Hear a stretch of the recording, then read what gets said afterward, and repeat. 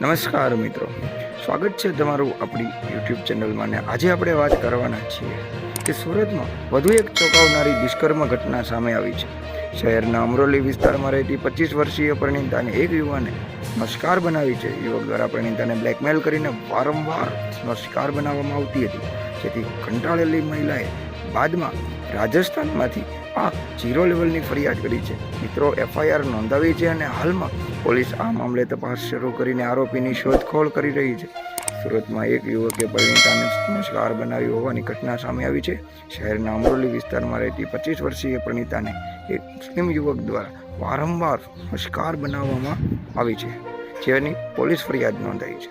ઘટનાની વિગતો એવી છે કે પોલીસ ફરિયાદ અનુસાર શહેરના અમરોલીમાં 25 વર્ષીય પરિણીતા મહિલાને એક મુસ્લિમ યુવક દ્વારા કેનની દવા પીવડાવ્યા બાદ ઘરમાં આચરવામાં આવ્યું હતું. આ પછી મુસ્લિમ યુવકે આ પરિણીતાનો વિડીયો બનાવી લીધો હતો અને વારંવાર આ પરિણીતાને આ વિડીયો દ્વારા બ્લેકમેલ કરવામાં આવતી હતી. મહિલાનો આરોપ છે કે બ્લેકમેલ કરીને મુસ્લિમ યુવકે આ પરિણીતા પાસેથી 60,000 રૂપિયા પણ પડાવ્યા હતા.